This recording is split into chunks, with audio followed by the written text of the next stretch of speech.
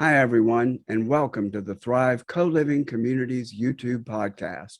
I'm Mark Stein, Thrive founder and your podcast host. We're creating sustainable, inclusive, and multi-generational residential communities. Our mission is to combat the epidemic of isolation, revitalize communities, and help others discover the many benefits of engaged community living by offering unique and ecologically sustainable co-living options. In this podcast series, join us as we discuss co-living, in addition to bringing you interesting people from around the world who are doing cool things to expand your knowledge and satisfy your curiosity. Through this podcast, learn more about our concept and see how Thrive co-living communities will bring together people from all walks of life who want to enjoy the best of independent and group living. To find out more about us, please visit our website at thrivecolivingcommunities.org. Thanks for watching and enjoy the podcast. So, hi, everybody, and welcome back to the Thrive Co-Living Communities YouTube podcast. Glad to have you back and glad to have my guests with me to talk about permaculture. We have Stacy Diamond King and Joanna Pianco, and they have a permaculture startup, not tech startup, called Earth Flower Farms. And I believe you're headquartered in Chicago currently, but considering a move down south. So welcome. Glad to have you here. Thank you. Nice to be here. So thanks for having us. Yeah. So tell a little bit about what you're into. It's probably best, even though we've had several episodes about permaculture, it's probably best to give, let's not say a definition, but maybe a working interpretation from the two of you on how you see permaculture. It's such a broad concept and kind of ethereal, but give us your take on it.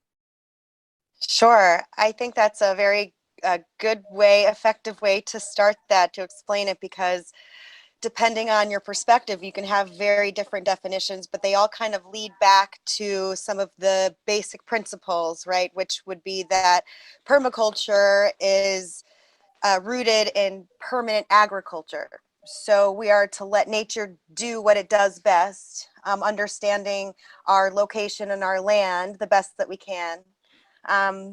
Inside of those principles and ethics that we know through permaculture. So, Joanna, do you want to, before we go on, do you want to add to the definition in any way? Well, to me, permaculture really is, like you said, permanent agriculture, but it's really so much more than that. It's not just agriculture. It's also the way that people live, the way that communities are designed in harmony with nature as opposed to against nature. I mean, if you look at most major cities, everything is just like a grid that has no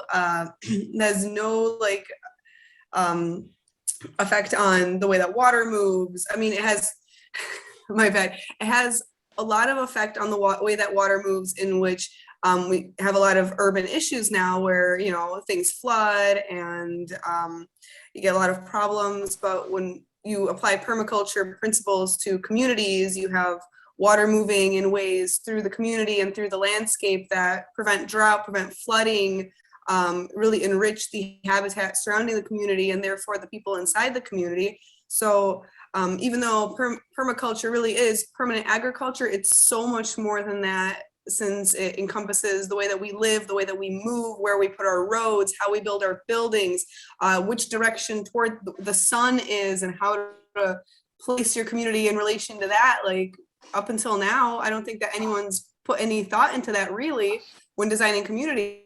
However, now I feel like this new earth, this new changing consciousness, where we've realized that we have to live in harmony with the earth, is embracing the permaculture principles, where not only are we seeing the need to grow our food more sustainably and not rely on importing fertilizers and chemicals to spray the food, but also designing our communities in a way where we're harmonious in nature and also harmonious amongst one another, and not feeling so separate from each other, but also realizing that we are just one big tribe, your community, your neighborhood. We all need each other and lean on each other. And I know this is like a really long, drawn out definition of permaculture, but really permaculture is this huge thing. It encompasses everything in the way that we live and build and eat and interact. Yeah, and it's not simple. It is so overarching. You know, I have lived on a cooperative farm for about 40 years. I know you'd never be able to tell by looking at me that I'm even that old, but I've been on that kind of farm and grown organic foods and raised animals in a holistic way. And it was not until I started researching for this project, the Thrive Project, that I even came across the term permaculture. So I feel like it's an unknown term to so many people, but I feel like maybe the term sustainability is the more common word and the word that draws people in this direction to then embrace what I consider the broader concept of permaculture. One other thing, if I had to, we haven't been using it as such, but if I had to draw the most overarching umbrella over Thrive, it's as a subtitle, it's a permaculture community, because I feel like it embraces everything that we're about. So anyway, back to you guys. So what's your mission? What are you trying to accomplish? So it's interesting because going with the fact that the permaculture definition is so ethereal and it is so broad spectrum, one of our biggest missions is to take that kind of amoebic looking conversation dynamic and put it into a very practical funnel for modern society, because we believe that through going we're students, we're permaculture students first and foremost. So we just completed a certification through the Oregon State University permaculture program. It's internationally renowned.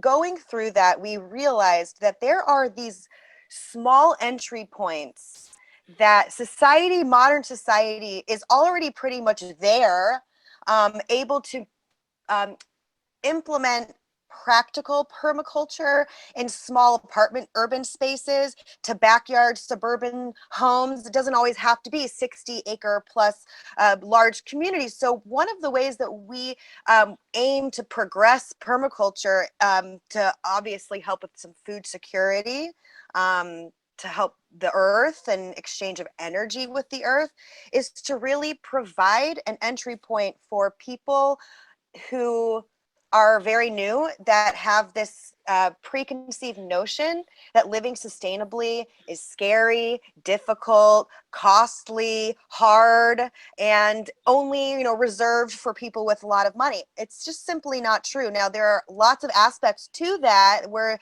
if you go down food forest rabbit holes, that you can do these large, expansive projects, and that's perfect for things like college campuses, inner city communities, to help with food security. But our main mission, aside from helping people with installation and design, is truly opening this conversation of where are all the entry points where modern people can start to consume bits of information and implement it into their lives. And over time, if I learn to do this in my 500 square foot apartment in Chicago, then I'm also able to do that in my suburban home. Because if you look at the stats and you look at your social media feed, there is a collective outrage from people about inflation, cost of gas, and food supply chain issues, and just the issues of relying on the grocery stores when the shelves are empty. There is a collective feeling of outrage that's palpable amongst every community, and all of these communities are subdivided into suburban communities where they're not working cohesively together.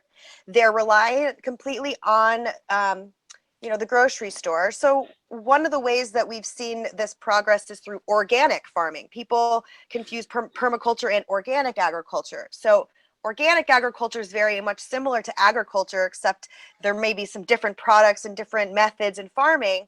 But the permaculture aspect is truly working with the land, the piece of land that you have, and looking at what we might see as problems, whether that's drainage issues and really looking at that and basing our designs and solutions around those types of things. And you can do that in the smallest apartment, and I think that is a very long-winded answer, but it needs to really be dialed in. So that's our mission, to talk with people like you and to also kind of have our conversation in our little corner of the internet to just practical takeaways for society, because people are outraged, but they don't have anywhere to go with that. They want solutions, but there's just this misnomer, like we said, that it's just costly, difficult, and hard to do. And if we can simply provide people with the design principles and some practical information, I think that would provide a world of difference for people in their daily lives. So that's our overall mission with that. And what structure have you chosen to create your organization? Are you aspiring to be a not-for-profit? Are you going to be a foundation? Or it sounds like you're setting up a consultancy, but anyway, tell me a little more about structure. We are for-profit. We focused our livelihood on building our own homestead and having multiple streams of income as a way for us to sustain ourselves. At the same time, we're continuously working with clients and on different projects to, most recently, we've seen that there's an opening in the market right now for businesses and industrial complexes that have issues with pollution runoff. And there's schools nearby, and there's zoning issues, and there's people, again, outraged. Well, there is a environmental budget line item that is apparently a very important one to these corporations and their social responsibility, where they're trying to drain places that are actual drainage points. Like they're not at all currently, whether it's Chamber of Commerce or however the cities are working with the infrastructure of the, business complexes, missing out on the permaculture aspect to provide better solutions for the earth right there. Which, of course, if corporate can get that correct, it helps their PR, helps their place in people's minds, builds credibility, because that's essentially what people care about when it comes to brand loyalty and trust. Is they want to see, is this company giving back to society? Are they helping the earth? Are they replenishing the earth? So that's a huge focus for us. We want corporations to put their money where their mouth is, and we believe we can help them. So consulting would be where we are with that. We also are working on our own homestead. Joanna can speak to her 10-year project. She's built a homestead. We're also looking for client work who we've done land surveys. We can do, permaculture solutions for almost any piece of land. So we very much are for-profit, don't let it confuse. But, we believe our purpose is to progress the movement of permaculture. So, that's our passion with that. I think more and more businesses are now attending to bottom line issues that, for example, insulation, lighting, some things that they can easily do at a very low cost and cut their overhead, cut their expenses, and it's very good for the bottom line. I think that especially with gas prices going through the roof, and the simultaneous rise of Tesla and EV cars, that a lot of them are looking at EVs for their logistics, for their transportation, to cut their cost and their overhead on maintenance and repairs considerably. So I would imagine that's an area that you guys can focus on, in addition to the waste and and what they're putting out that that is not ideal for them to put out. So, Mhm. so Joanna, why don't you talk a little bit about the homestead that you created and how that impacts your work and your mission? Yeah, I'd 'Cause- love to.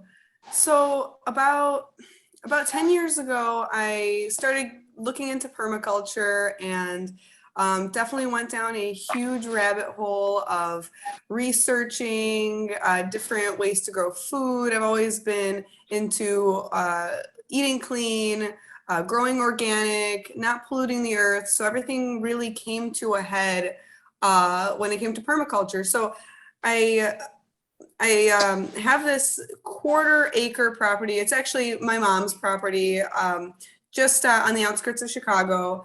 And I've always dreamt of a homestead, a few acres, an acre even, you know, something rural, something out in the country. I spent a lot of time in the country growing up. So I wasn't financially able to make that happen at the time. So what did I do? I decided to just take the land that I had available, which was my mother's 1/4 acre property with a little bungalow on it. The yard is really only 1/8 of an acre. And I decided to turn it into like my ground zero for permaculture experimentation. So I took it, I divided it up into little sections. I put a geodesic greenhouse kind of on the center toward the back of the lot and really designed everything around it. So I wanted to try to squeeze in as many different permaculture principles or experiments or things that I read about into practice on this property. I started by figuring out the way that the water moved. So we'd have areas where water would pool up in the lawn. It was all just one big lawn. I live not far from the Chicago River, and it's swamp. The soil is clay. It does not drain well. It just, when the water rains, it sits there. It gets into the basement. It's really nasty. So the first things first was I figured out a way to reroute the drainage of, the roof runoff into swales. So I dug these swales and had all of the rain gutters buried to be able to take water where I needed it. So that was the first thing. That was like the thing that really started the foundation, was moving the water into useful places and not letting it pool up like it always had. So after doing that, I was able to design a wildflower pollinator garden, really at the point where one of the gutters drained, to clean the water a little bit, having the water run through a swale where it's full of roots and plants and native species, not only forms a habitat for pollinators, for animals that I really want coming in my yard. I really want butterflies, I want bees, I want all those pollinators to come and do their work. But I also wanted to clean the water a little bit, because after it leaves that area, it goes straight to my garden. And that's a good way to water my garden and minimize me actually standing out there with a hose and watering. It sinks into the garden. The garden I designed in a New Eden, the New Eden method. I don't know if you're familiar with that.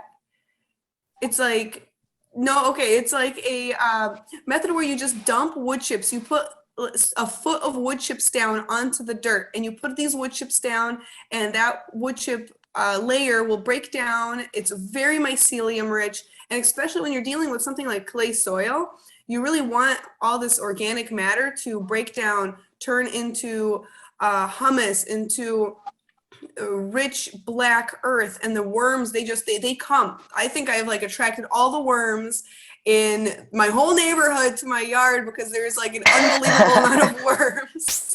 They help break it down. The mushrooms that are in the wood chips, because mushrooms and wood chips are like best friends. They break it down, they turn it into a sponge, and then the worms, they'll come out of the earth and they'll take it back into the earth. So they're working for me. I've watched these worms come out of this clay soil that would like like cracked like a desert. It would turn into like stone when it would get dry in the summer, because we get pretty hot summers here. So after that, took a couple of years, because it wasn't a really quick project. It takes a couple of years for all those wood chips to really break down into soil, give you a mulch layer on top, and turn the top layer of really any soil type into really hospitable, really rich, nutrient dense, spongy soil that's rich in mycelium, because without mycelium, you can't like terraform bad soil without it. It's so intrinsic to that healthy soil that works with plants. And that was the garden area. I usually grow that with companion plants. I try to get as much going in there. I don't just do rows of, tomatoes, peppers, corn, whatever. I'll have everything kind of growing together underneath so before I plant tomatoes, I'll plant peas. And then after the peas go out, the tomatoes go in. Underneath the tomatoes, I put basil. All of that, it works together. The basil keeps bugs that destroy your tomatoes away, and you get tomato and basil together. I mean, why wouldn't you want to grow those things together? The sun also burns up basil. So by having the shade of the tomato canopy, you're growing both things better and growing them tight together. You look at a forest, you really don't need humans to make a forest work. You never have. Forests have grown for millennia without human intervention, and it really is just like a big Garden of Eden. When you look at that and you apply that to your garden, you really take those principles and you just kind of look after it. Really, you kind of look after it. You really plan it, manage it a little bit, but you're not plowing. You're not. You weed a little bit, but if you really embrace the weeds and kind of get yourself to grow good weeds like calendula as a weed, dill as a weed, things that you can eat or you can feed to your chickens. It doesn't become nearly that much labor intensive, which is really great for people that, I work full time. People that are working full time that don't have time to be standing outside in their garden with a hoe for hours to be able to grow lots of food. And my garden's very productive.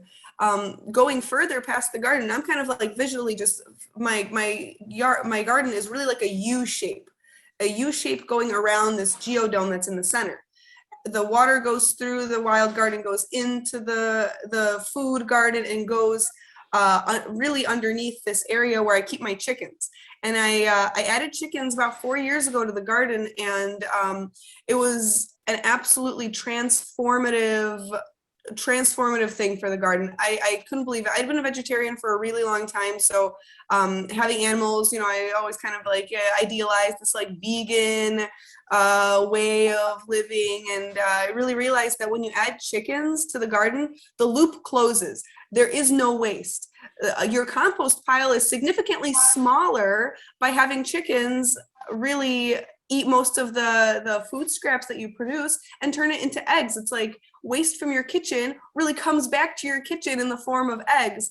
All the waste that they produce goes into your garden, comes back to your kitchen in the form of vegetables. Are they wandering in the garden because they sure like tomatoes? They sure do. And the answer is yes and no, because I do not let them in my garden when this like garden season between St. Patrick's Day and the first frost. They are not in the garden, but between the first frost and St. Patrick's Day, I have them in the garden all winter long. They have that whole area, they plow it up, they pull worms out of the earth, they eat the mycelium that's underneath. They do a fantastic job really working for me. Instead of me having to do all that work in the spring, they do it. They pull the weeds out. They destroy any sprouting seeds that would end up being weeds. I'm letting them work for me to work less myself, and it really closes the loop. They're happy. I'm happy. We're both working less and producing more. Very good. When you mentioned chickens, I really love aquaponics and the concept of that, where you not only introduce fish into the system, but if you introduce chickens into the system, you can even put chicken perches above the fish pond, and the fish just love the poop, the chicken poop. So then you back it up. You're not feeding the fish, you're feeding the chickens, who then feed the fish, who then feed the plants. So it's actually fun you mentioned that, because I actually do some aquaponics. I've got a tilapia pond in my greenhouse. However, I don't do the chicken fish thing just because it is only a 1,000 gallon pond. It's not big enough to be able to sustain that on like a scale that I can do. I mean, I can see that for like a larger operation. But it's funny, the way that works is the chicken, not only do they eat the poop, but the chicken poop is rich in nitrogen. When you add that to water, it actually causes an algae bloom, and fish like tilapia and other kind of perches will eat that algae. And it's really rich in omega-3 fatty acids, and helps sustain the fish. So I've seen that method before, but on a small scale, I haven't been able to integrate that safely. Also with the risk of having, poop contamination on fish that you're pulling out of the water and eating. On a small scale, I haven't been successful in that yet. Yeah. Stacy, did you pick up that she said, I do chickens for manure? We're big on puns. I actually am going to tell you right now to go to our YouTube, our Earthflower Farms YouTube. You can really see 5 years worth of footage of garden tours and cool tips and things from biochar all the way to how she built the dome. It's really a cool experience. And I've learned a ton from Joanne. I just love watching her talk about it. And I'm relatively new, I'm maybe like a year or two in, and I've always had a passion for the earth. But when I formed, when became co-founders with Joanne, I mean, that's like the missing link. She's truly she is Earthflower, the original Earthflower adventure. So she's good. Very, very cool. I speaking of YouTube, I recently saw a YouTube video about a guy up in a little north of me. I'm in the Tampa Bay, Clearwater area, a little north of me, that plowed up his yard and his mother's yard right next to each other. And it's not high-end suburban, but it's definitely suburbia. And he makes $1,000 a month selling organic vegetables from these two plots. I'll look up the name and share it with you. But is this the gentleman who grows sweet potatoes in his front yard, and he goes north in the summer and does like a farm in Maine and comes down to Florida during the winter? Yeah, I've heard of him. I've seen tours of his property. It's really phenomenal how he just sets it and forgets it, and it's so productive. And it's in the middle of houses with manicured lawns. I don't know how he got away with it without, well, they probably don't have any HOA restrictions and that sort of thing. Really, the enemy of permaculture. HOAs and permaculture. We got to do away with HOAs. I want to go back to this point that Stacy made earlier, that no matter what size place you live in, you can incorporate these principles. If you just have a south-facing window and have a little plant garden in front of your south-facing window and take advantage of that sun. So I think a lot of people do feel like they have to have a big, huge plot of land, or they have to shop only at Whole Foods to be a purist, or Whole Paycheck, I hear is the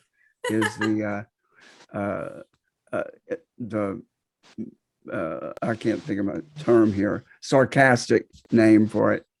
But anyway, do you want to talk a little more, give a few more examples of what people can do on a very small scale and help their own health, help their environment, and just live more holistically and more integrated with the earth? Because that's what permaculture is about, is closing those circles. Either of you have some other examples? Absolutely. Honestly, from my own personal experience, just grow something. Look at your yard, find out how the water moves, because that's really your first step. Find out where the water's coming from, where it's going, and just grow something. like I mentioned, I wanted to start it, but like I wanted an acre, I wanted 5 acres, I wanted 10 acres, and I just had a backyard. So I just did it on the backyard, and in that quarter acre, I was able to plant a food forest, a mushroom log cultivation where I'm cultivating shiitake mushrooms, a dozen chickens, a greenhouse that grows citrus and herbs year round, along with a 1,000-gallon tilapia pond, a garden, a wildflower garden, even a like managed pasture that I'll let my chickens graze. Obviously I have to control them or else they'll turn everything to dirt. But that is a quarter acre. That is a backyard. That is, not a huge property. If you have any sort of land, a parkway, a front yard, just grow something, put in a raised bed, figure out how the water moves and incorporate it to be beneficial for you. Anybody can do that, even if it's a balcony, and you're blessed to have the sun, you just do it. Just do it. Don't dream of the 10-acre homestead. Don't dream of that. Just do your balcony homestead first. And I've been watching a lot of videos about self-watering pots, where the water will wick up by creating a little compartment for the water down in the bottom. There's lots of YouTubes with many different ways to do that, with tubs that you can get at Home Depot and just simple pots, 5-gallon buckets. So that's something people can do if they just and even if they don't have a south-facing balcony, they could, if it's east-facing, they could do some cooler types of crops or herbs or that sort of thing. Yeah, herbs don't need full sun. And little known fact is that 5-gallon buckets are a perfect size to grow something. It is like the perfect pot size. You can grow a whole tomato plant. You can grow a bunch of herbs. Like that is really like an ideal sized container, and they're like $2 at Home Depot. Yep. And there's some really great ideas out there that you could actually grow vertical. So since we mentioned, downtown Chicago, 500 square foot apartment where you might have a balcony, not a big balcony, you can grow vertical. And there's really cool hacks people have done with IKEA bookshelves and ways that you can actually stack, and there's self-watering pots where the water basically drips down. And also, I have a 7-year-old daughter. I always like to incorporate, educating children and showing them how fun and easy it is for them to grow food as well, and that whole experience. So just anywhere in the kitchen, if you can have just that small tomato plant, cucumbers, things that are easy to pick and eat and educate, is always a great way to start incorporating the food, growing your own food from a very young age, which is super important. How did you guys come together?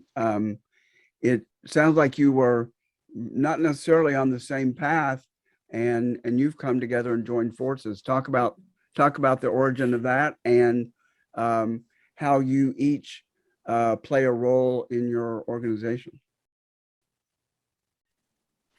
So it's funny because we talk about this often, but we started out as coworkers. We both worked in cannabis. I have a business and marketing, sales, and entrepreneurial background. So I've got sales, but also I've been a business owner in content marketing and content creation. And I decided that I wanted to get into this new category, which was this big, cannabis bubble, and how are we going to make money? And everybody from every different industry kind of came amalgamated all into cannabis in different states where it's legal in any capacity possible. So dispensary operations, in any way or shape or form. So Joanna and I met both working for a company called Greenhouse that was then Grassroots and then bought by Curaleaf. So Curaleaf is the cannabis company now.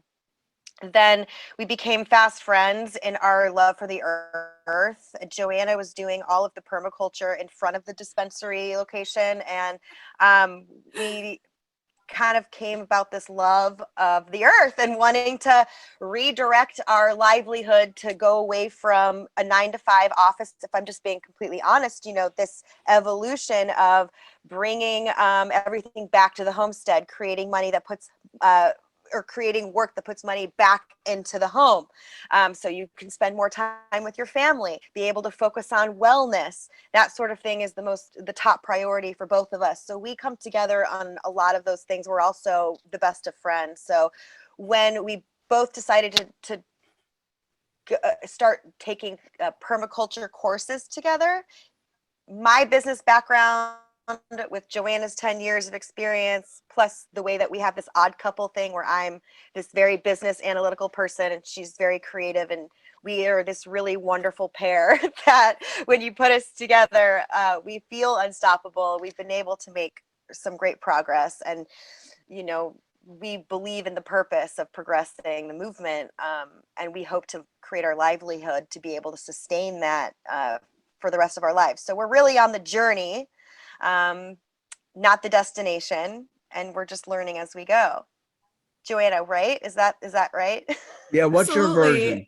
I feel like we really, really bonded over our time at Greenhouse between the transition of it getting bought out by Curaleaf, where there was a year period where nobody gave a hoot about our location. We were one of the first dispensaries, medical dispensaries in Illinois, and we just kind of got lost in the mix during this big corporate takeover. So we had this really bland, terrible front yard that it looked just awful.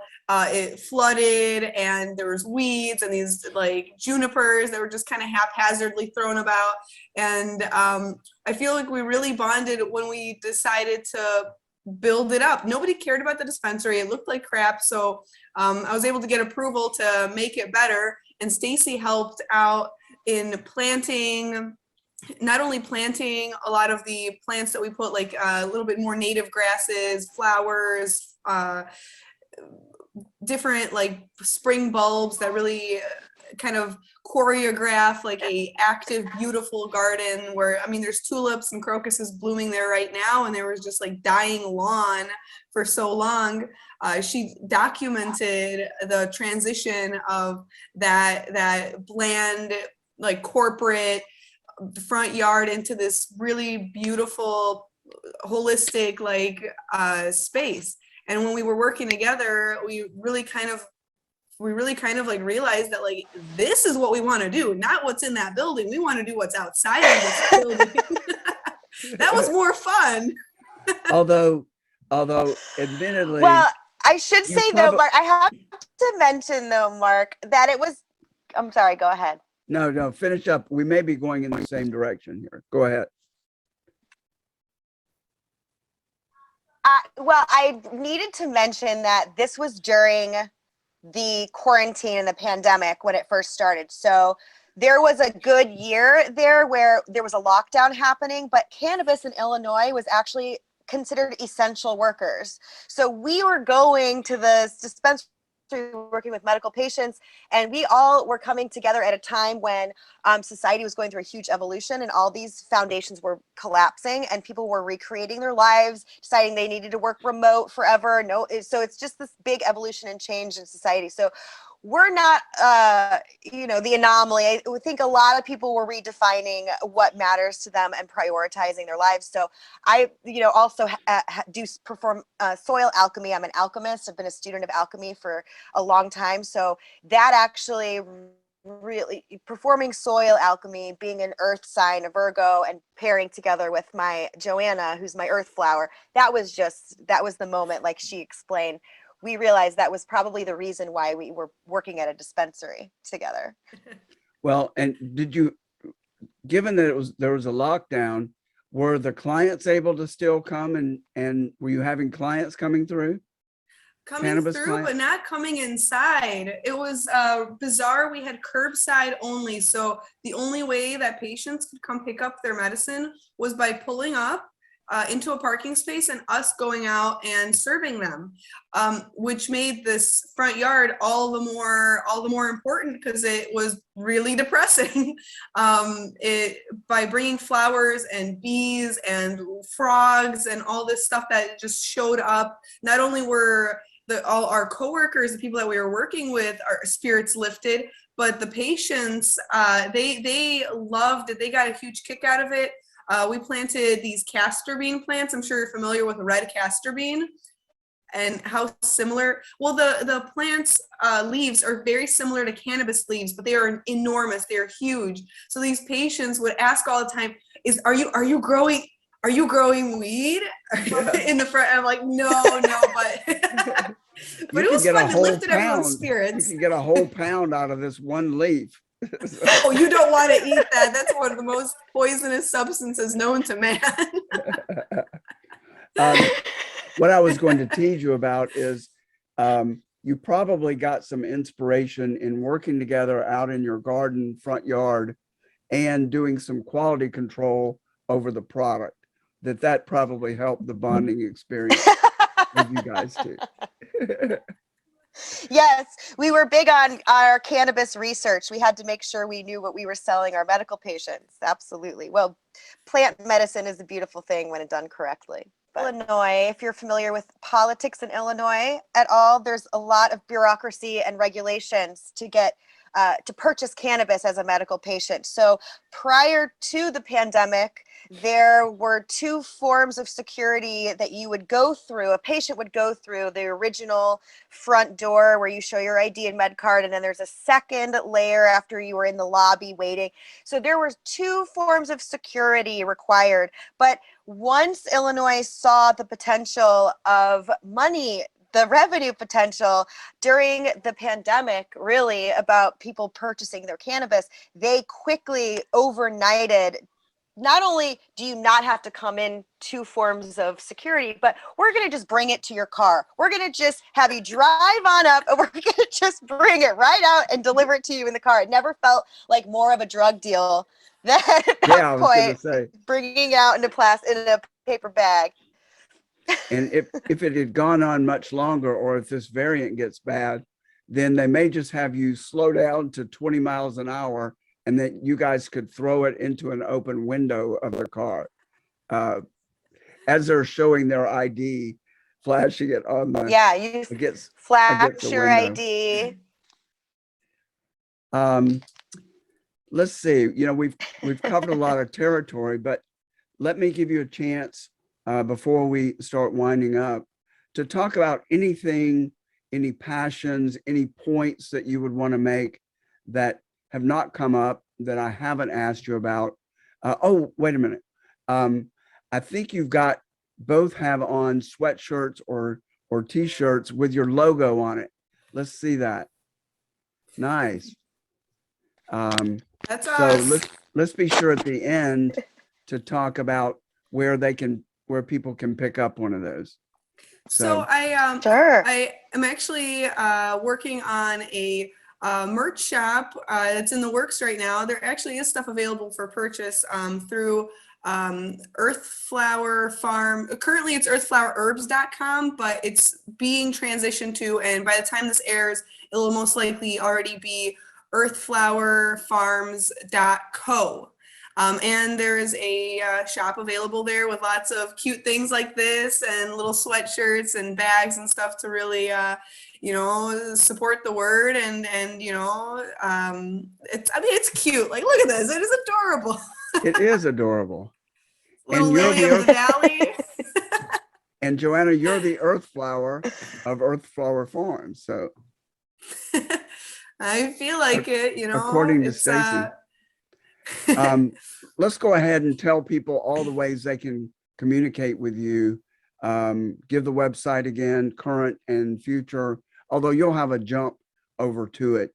Yeah, we just purchased another domain name. So it's been Earthflower Herbs for a really long time.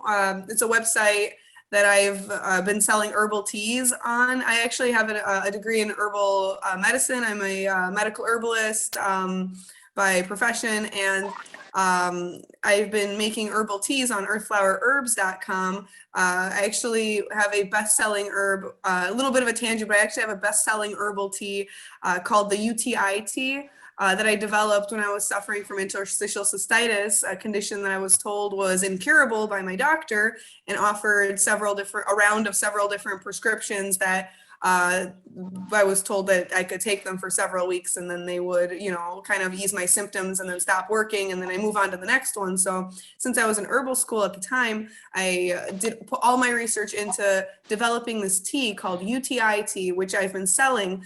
I took it, I was drinking nothing but that tea, really a regimen of that tea for 6 months, and I cured my condition. I no longer have interstitial cystitis. I can eat tomatoes and drink coffee and wine again, which I wasn't able to for years.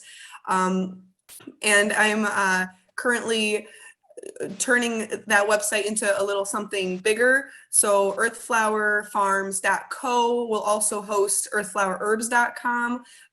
But both those domains are currently ours, and you'd be able to access, products like these t-shirts and my herbal tea and other fun things Stacy's working on.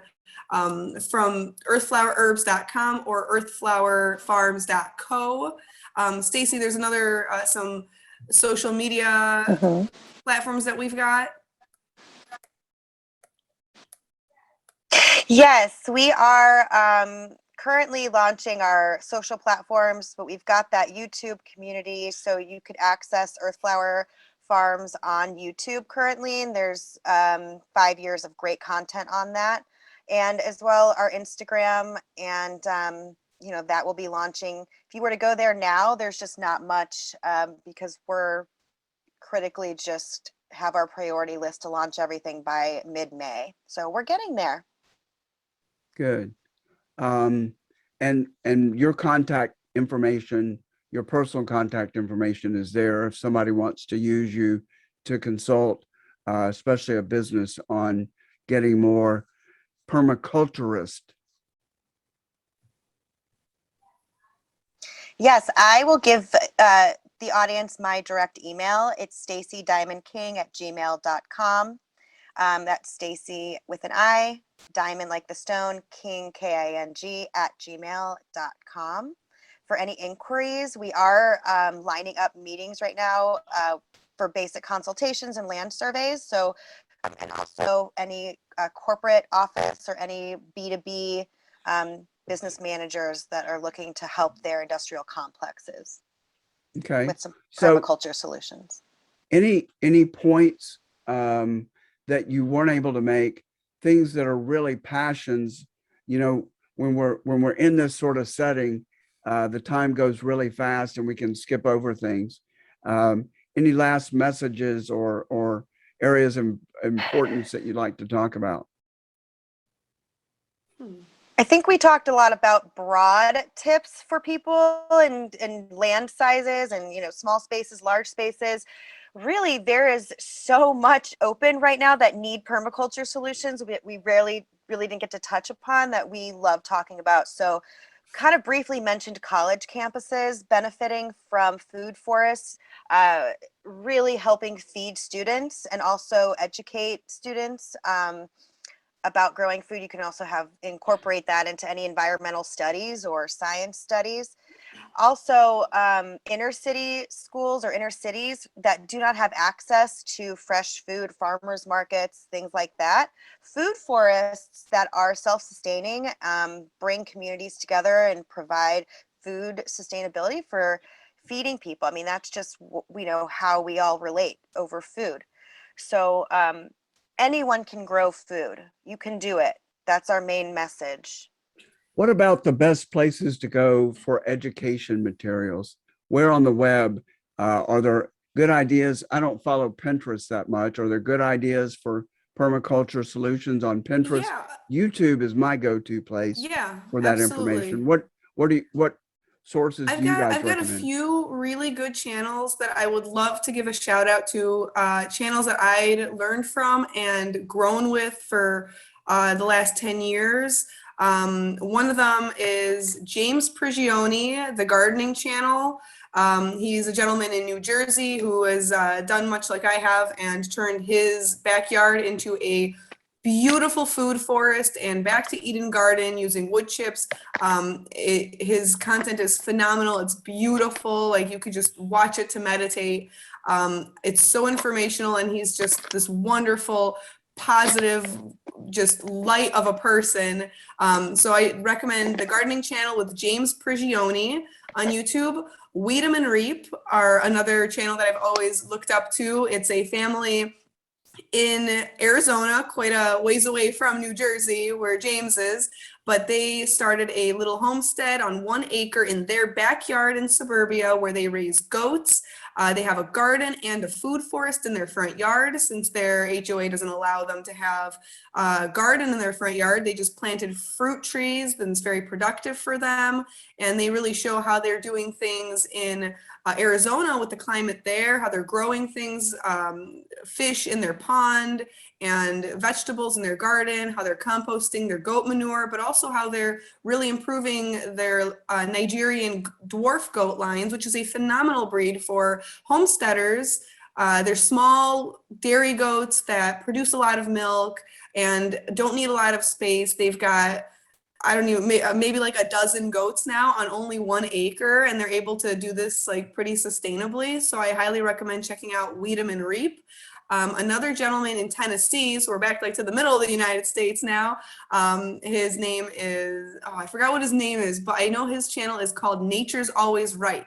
And he is a retired professional skateboarder who, upon retirement, he started a market garden in San Diego when he lived there, where he was growing for a farmer's market, organic produce and chickens, organic eggs, using sustainable methods, where he was growing a lot of feed, like worm farming to be able to feed his chickens, or black soldier fly larva cultivation. But now he lives in Tennessee and he's doing regenerative agriculture, controlled grazing, where you move animals from one group to another, and actually doing a lot of outreach in his community out there, where he's teaching people how to butcher hogs and grow things sustainably.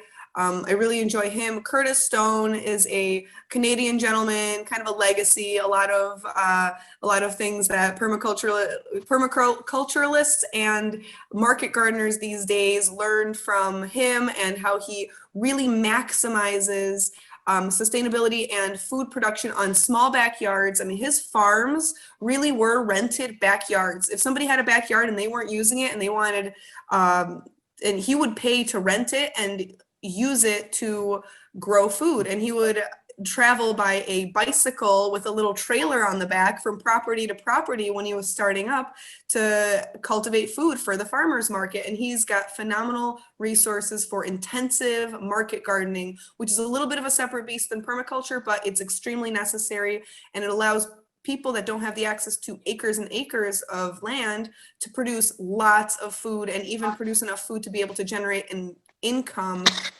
on their own backyards or their neighbors' backyards. I Awesome. think that's, Let me stop you if I may. That's awesome. And if you would send us links to those, we'll put them down in the show notes so that people can pick those up. They can Absolutely. also Google them from your conversation, but let's be sure to put those resources down there. So I'm glad Will I do. asked. Well, I want to thank both of you for being on, and let's plan to have you on a regular basis so that we can learn from what you're learning and grow from that. But it's been a rich experience, and I'm really glad to have met both of you. And let's stay in contact because our missions are definitely intertwined. I'm looking at a property this afternoon down in Florida that I'm really enthused about, close to a couple of beach areas, 7 to 10 acres that's protected from the world. So let's stay in touch and keep each other apprised of our work. So let's close out. Thanks everybody for tuning in. You can find out more about Thrive Co-Living Communities by going to our website, thrivecolivingcommunities.org. If you want to support the podcast and support what we're doing, there are many ways to do that. Down in the show notes that we'll put there. And if you'd like to find out about our upcoming podcast, you can join us live as we record these and ask questions. So there'll also be a link down below of how to add our Thrive Co-Living podcast calendar to your Google Calendar, and then you can register and join us live. But thanks to both of you for some great information. Thanks for your mission and your energy towards this purpose.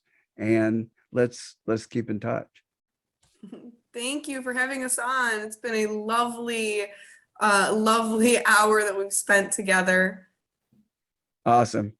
All right, Stacy, thank you as well. And let's stay connected. Thanks for joining us for another great episode of the Thrive Co-Living Communities YouTube podcast. To learn more about our mission and how you can support our vision of creating co-living communities worldwide, please visit us at thrivecolivingcommunities.org. To receive advanced viewings of our podcast and other exclusive content, find us on Patreon at patreon.com/Thrive Co-Living Communities. You can also learn more ways to support our mission in the show notes below. Amazon Smile, GoFundMe, Kroger, and our own Thrive Gear store, where you can buy t-shirts, hats, and many other items. Thanks again for tuning in, and we'll look forward to seeing you again soon.